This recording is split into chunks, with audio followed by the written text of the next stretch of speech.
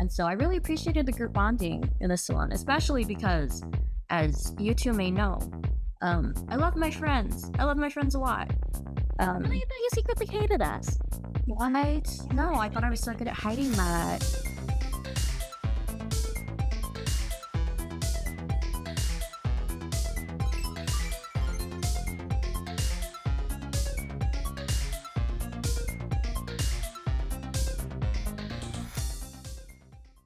Welcome back, my lovely listeners, to another episode of Plot Points and Pixels, the podcast where we review your favorite indie visual novels and more.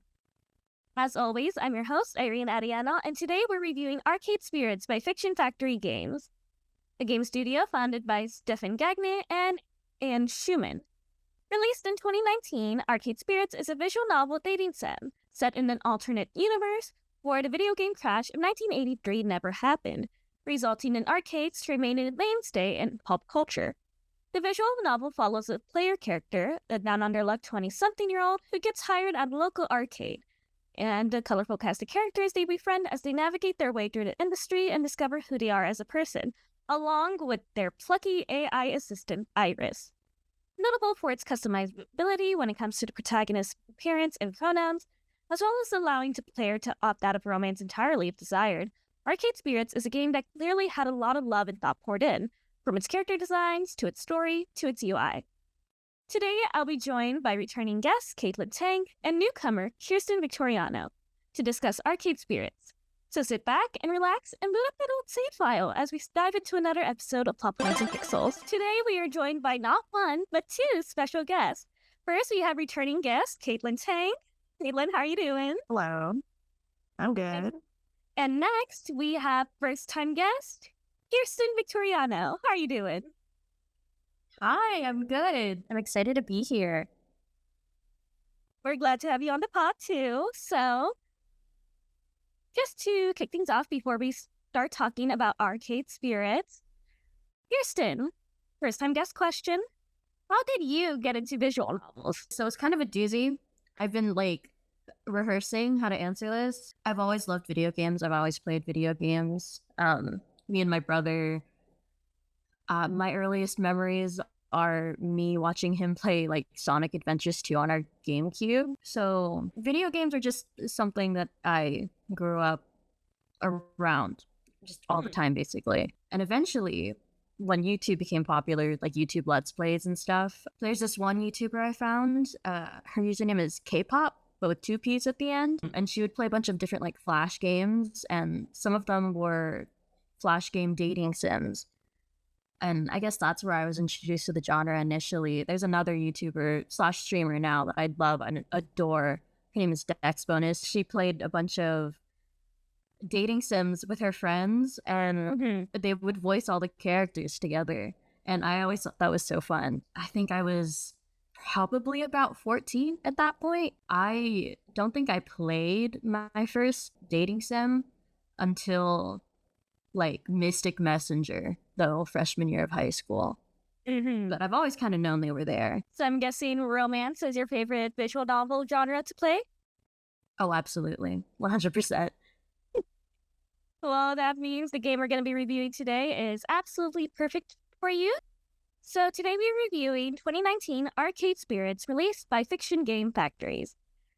The visual novel follows the player character, a down-under-luck 20-something who gets hired at the local arcade, and a colorful cast of characters they befriend as they navigate their way through the industry while discovering who they are with the assistance of their AI Iris. Now, personally, I first discovered this game back in 2020 when COVID began.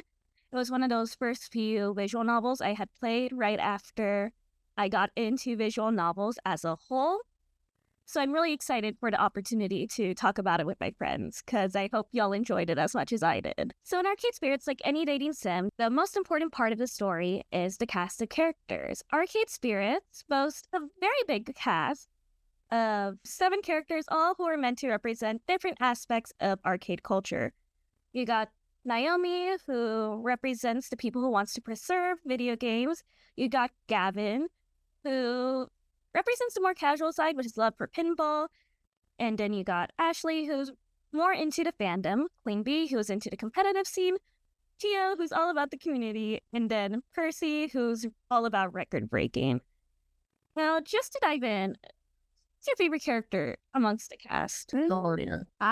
Well, this is kind of basic with these two knowing me so well, but like, look, Naomi, cute, nerdy girl who was is also mechanically talented. Like, come on. Really? I would have thought you would have gone after Queen Bee. I don't know. Maybe she was a little too passionate, fiery for my taste. I don't know. What about you, Kirsten? Who was your favorite? It's so hard to pick just one. I really loved them all. Sure. I did end up romancing Queen Bee, and that was it was it was nice, but I really liked the rest of the cast. I think Percy's a big sweetie pie. God, I think the next route I'm gonna do is probably Gavin's because he really intrigues me as a character. I also really love Theo. Mm-hmm. I feel like out of any of them, he's most my type. I feel like he's who y'all would guess who I would have gone for. But I did end up going for Queen Bee. Yeah. For me, my top 3 characters, besides Iris, of course, because I think Iris deserves a category of her own as a whole. Just for any listeners who may have never had any experience with Arcade Spirits, Iris is your AI assistant who basically gives the player the boost to get their life together. At the beginning of the game, your roommate and best friend Juniper encourages you to download a self-help app featuring a digital assistant. While originally they're supposed to be limited in what they can do with their AI, Iris actually breaks through her coding because she just wants to help you achieve the best possible life you can have for yourself. I just think she's very cute. But other than Iris, I think the characters I found myself gravitating to most during my playthrough was Percy and Queen Bee, but each for different reasons. For me, my weakness when it comes to women characters is those who aren't afraid to speak their mind, who just say it as it is. And Queen Bee is just so confident.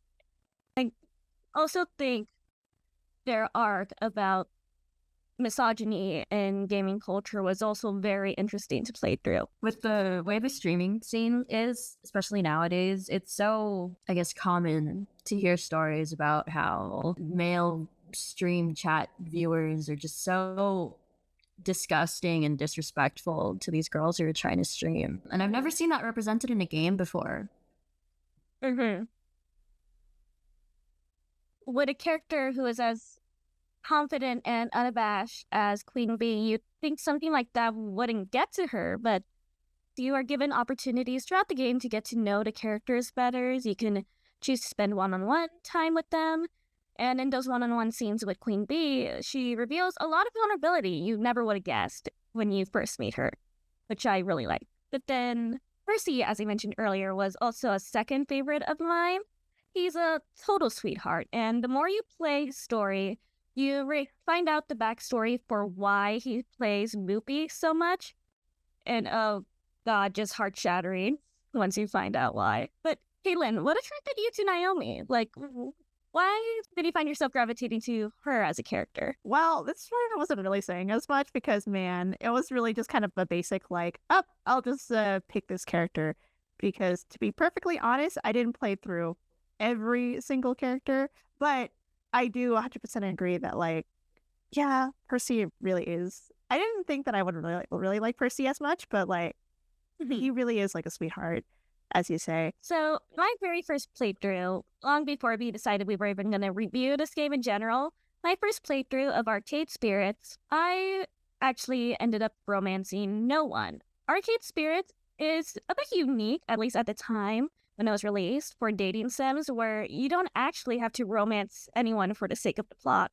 You could just choose to stay platonic. You can even make your player character canonically a ace, which I really appreciated as someone who hasn't really seen that much representation for myself, at least at that time. And the way that the game doesn't place more value on whether you decide to seek out friendship over romance, or if you seek out romance over friendship, it treats all those choices as just as important, because the scene where you tell Iris you don't want to romance anyone. She's a bit taken aback at first, but she ultimately tells you she just wants you to be happy and comfortable with who you are, and I just thought that was really sweet. Were there any moments in the game that stuck out to y'all? Oh, man. Oh, let me think. I really liked the con scene. I wasn't expecting, to be going to a whole convention, but oh man, I don't really want to spoil. But for the first bit, I went with Theo, and that scene was so cool. And for the second bit, I went with Ashley, and that was so funny. It was so endearing. And we've been to a couple of anime conventions together, and I know arcade conventions aren't really the same thing, but it's nice to see that kind of energy represented in a game. It was really nice. I liked it. Yeah, it's like, the whole entire, like, just the fun, casual kind of vibe of the convention and how everybody kind of just interacts with each other. And you're right, they always really, really fun.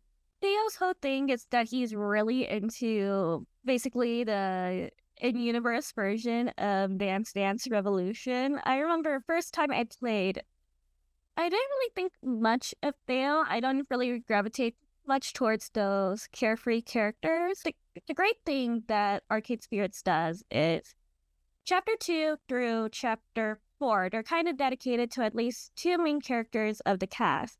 So you get the chance to actually know the cast instead of just being like, oh, I find so-and-so really hot, I'm just going to do all their scenes. It gives you the chance to actually interact with the world and befriend them. So even if you do decide not to do those certain one-on-one scenes, you still get to learn who these characters are at their core, what their passions are. And Theo, he is all about community and the way he tries his best to reach out to everyone, even if they've come from different walks of life, even if they may not have that much common ground at first. It just makes him really likable. Yeah, he's also a huge sweetie pie. I almost went for him because as you know, but the audience does not know yet, I am very, very susceptible to being flirted with. And immediately upon meeting him, he flirts with you. And but by then I'd already decided Queen Bee because she curses so much. I think it's hilarious. As someone who grew up believing cursing was the worst thing a person could do, now I curse all the time. And seeing Queen Bee curse all the time, it was so funny. And having her voice lines actually be censored, like actually be bleeped out, that was hilarious. I love that. No, I also came from a household where like curse words were sacrilegious. And I remember, well, the funny thing is, when I was little, turns out my grandpa was cursing in front of me all the time. He was just cussing in Spanish, and I never realized. Oh my God. And you want to know how I found out? How? It was because there was this one line where I was like, oh, something tacos. And they're like, oh yeah, little pinches of flavor. And the guy was like, no, that's not it. And I connected the dots, and I was like, holy. I told my mom, and she got so mad at him. But I don't think I actually started cursing until sophomore year of high school. And I tried to censor myself so much my freshman year. But eventually I just let it out, and now I curse like a sailor. For real. Me too. Speaking of the convention scene, you can either hang out with Theo or with Ashley. At the beginning of the chapter, you can either choose to hang out with Theo as he plots out a flash mob, or hang out with Ashley as she goes to a cosplay parade. Now, I never personally cosplayed. It's always something I wanted to do, though. But Ashley is a very relatable character to me, because as the game goes on, he reveals that she isn't exactly certain what she identifies gender-wise. And cosplay gives her a form of escapism to experiment to see what fits with her. And as someone who has struggled with my gender identity, as always, characters who go through that bit of questioning with gender roles and experimentation, they're always going to hit really hard for me. Yeah. I also was considering Ashley, actually, because I am a sucker for the super cute, bright, and bubbly characters. I definitely have to do a future playthrough with her. I love her energy, though. Yes, Ashley, she is just so goofy and She has such an active imagination that you kind of just want to keep egging her on to see where it goes, which I really enjoyed. Speaking of which, moving on from characters for a little bit, I wanted to talk about the choice system the game has set up, because I don't think I ever really seen anything like it in other visual novels, or maybe I just haven't played enough. But a great thing about Arcade Spirits is that you get to customize the protagonist's personality throughout the game. So there are like 5 different types of responses. You got quirky, which kind of leans into the goofy sense of humor response. You got steady, which are your more logical responses. Kindly, which leans into the player's empathy. And then you got gutsy, which are bold and impulsive. And you got basically, which are neutral responses that kind of just help move the story along. But the thing is, what the game does is that it keeps track of all your choices to shape your character's personality, and that affects how other characters respond to you and how you can react in key moments in the game. I'm curious, what wound up being your leading personality trait through your playthrough? I would have to say, I think it was logical. Yeah, I don't know. It just, on my first playthrough, I originally just picked the option where it shows the indicator of it. Pretty much it's just like, ooh, I'm a self-insert. I'm gonna click whatever. But honestly, I really do like that system, since there's a really fine line of like customization with like your own character versus what the developers are intending for the story to progress. So any kind of variation with said like personality can be really, really hard to, I guess, like implement to make like going the story.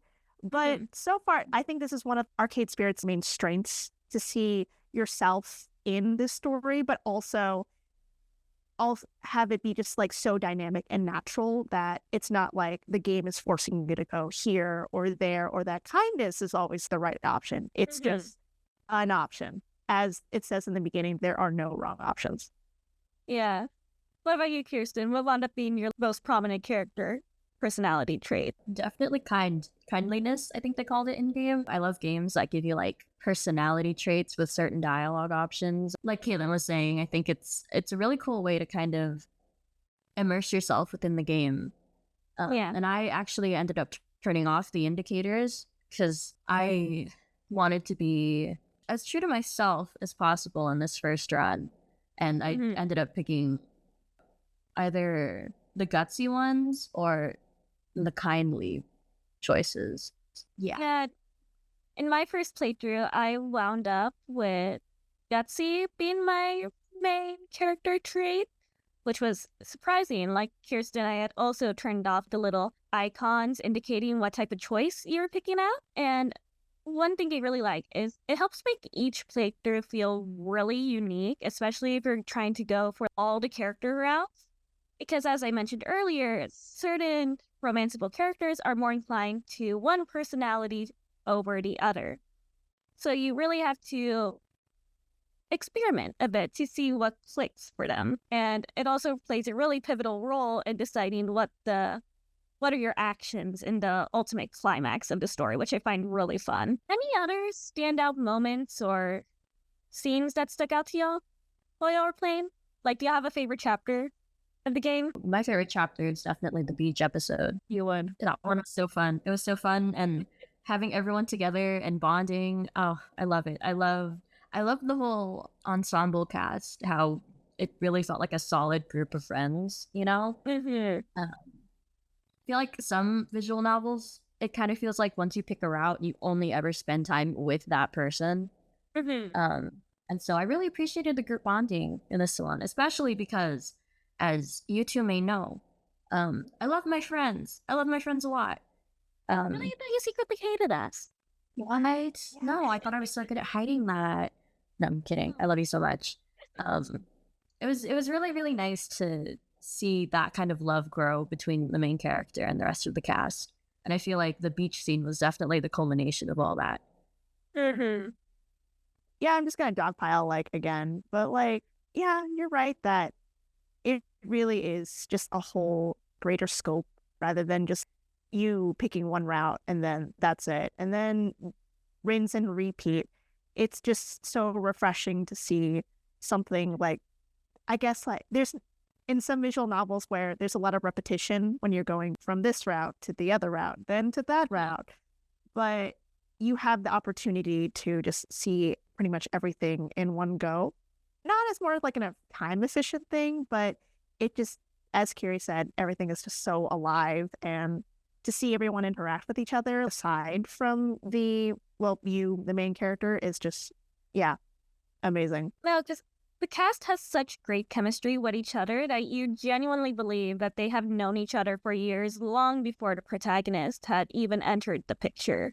And they all have these unique dynamics with each other. I think I read somewhere in an interview that the game developers wanted to make sure that the characters were at least paired up together at least once for the different scenarios you encounter in the game, so you can see how their dynamic was, which I thought was really cool. Personally, for me, I think my favorite chapter was I want to say either the convention chapter or the one when they go to the arcade auction. I had really fun with that one. I also think just as a whole, if I could praise the game, because the story is great, fantastic, 10 out of 10, highly recommend. But I think one of the things that really boosts the story up besides the character is just the world building. I love the world building in this game. It's basically set in this alternate history where the video game crash of 1983 never happened. So arcades are still in the mainstream, and it's really cool to just see how the world would shape if it wasn't focused on home consoles, but more of like getting together in an actual community space to play together. I thought that was really cool. So what are your overall thoughts on Arcade Spirits? Honestly, I can't just say like, ooh, 10 out of 10, perfect game. But it really is also a highly recommended game. And I have not played the sequel, but there is a sequel game. So I have high expectations that it'll also just be as great. I do have a tiny bit of a gripe with the voice acting slightly. Sometimes it's just inconsistent, but it's partial, so it doesn't bother me as much.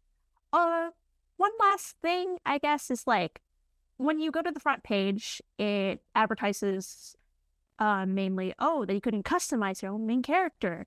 And yeah, that personality-wise, that's honestly a lot more important than how you look.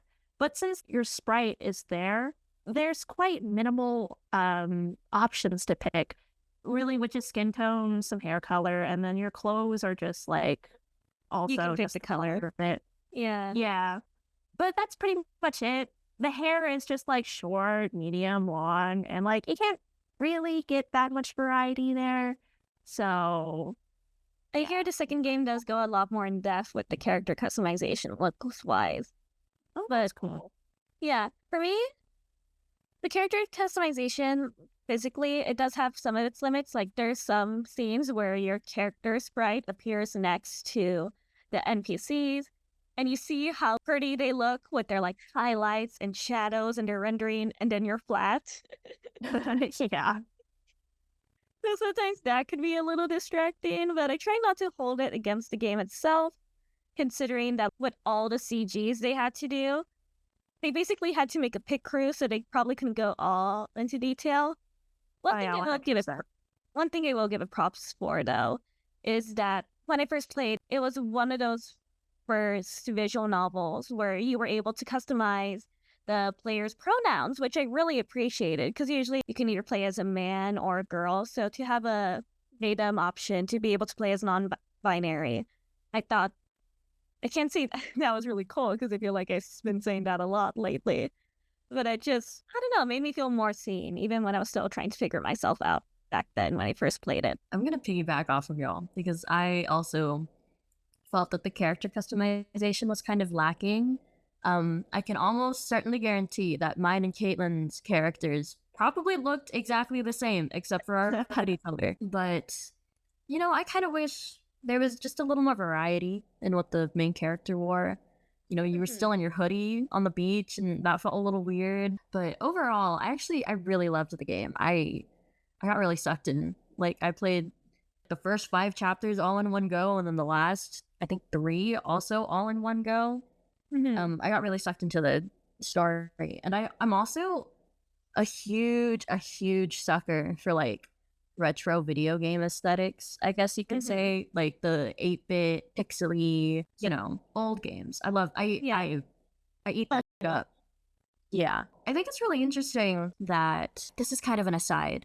But I think it's really interesting that many of the visual novels that we end up playing, that we end up sharing with each other, right, in our group, our friend group, they usually have female protagonists, or like they're created with girls in mind, But if I recall correctly, back in the day when the dating sim genre was first introduced, they were mostly focused on boys. Have a bunch of cute anime girls you could date, and your affection levels would go up. There was a game theory video all about it. And I don't know. It's really interesting to see that shift. Yeah, to see how the genre has evolved. You said it was originally visual novels were primarily for boys. They were almost always dating sims, but now the visual novels as a medium has just expanded. They don't just have to be dating sims. They can be horror or mystery, and it doesn't just have to be putting yourself in the shoes of a schoolboy. You could be a space adventurer, or a detective, or just someone struggling with depression and trying to get their life back together. Real. I think it's really interesting to see how the medium has evolved. And I think Arcade Spirits is, although it isn't perfect, it's still one of the best put together visual novels I've played. And there's clearly so much love and care poured into it, and so much passion in it, that you just can't help but be sucked into that world. I really love the game, and I can tell that people who love the arcade scene made it, and that made it so much better, Because you can feel the passion behind it. That's it. Yeah. With that said, that's pretty much time. Kaitlyn, Kirsten, thank you so much for joining me today. I really appreciate it. Thank you for having us. And as always, you're always welcome back on the pod. Yippee! I love gay people. So true. As always, big shout out to Kaitlyn and Kirsten for joining us today on Plot Points and Pixels. I had a blast recording and was happy for an excuse to replay one of my favorite games. Before we close out things for today, though, I just wanted to share my final thoughts. Arcade Spirits is a game reflective of the love and passion that can grow from any sort of community, with a diverse cast of characters brought together by their love of video games and arcades. Thanks to the character customization and personality mechanic of the game, every playthrough offers the players something new, creating a familiar but unique experience, which boosts the replaying value. In an interview with Blurdy Otome, Stefan Gagné shared the decision to give the player the chance to build up the protagonist's personality. Sharing in their experience, they often found visual novels either featured protagonists with highly defined personality but little customization, or a generic protagonist that offered little role-playing. Arcade Spirits shakes up that script with the character customization, helping the player create a character that feels like themselves. So, if you're looking for a dating sim with a lovable and relatable cast, find yourself curious by the personality mechanic I described earlier, or maybe you're just nostalgic for 80s arcades, I cannot recommend Arcade Spirits enough. Arcade Spirits is available on itch.io, Steam, and the Nintendo Switch eShop for $20. Before we finish this episode off, I wanted to share one big announcement. As you may have noticed throughout these first 4 episodes, I've done a bit of experimenting with the format of the show. I will be taking a brief hiatus as I decide which direction I want to send Plot Points and Pixels. I also want to use this time to figure out a better recording schedule for this podcast in between my schoolwork and my job, and maybe record a few episodes in advance to keep up with this new schedule. In the meantime, viewers are more than welcome to submit visual novels that they would like me to review, either through our podcast email or Tumblr, which will be linked below. In the meantime, I want to thank my lovely listeners for tuning in, and I'd appreciate your patience in these upcoming weeks. Until next time, my lovely listeners, don't forget to save your game, and I hope you have a lovely day.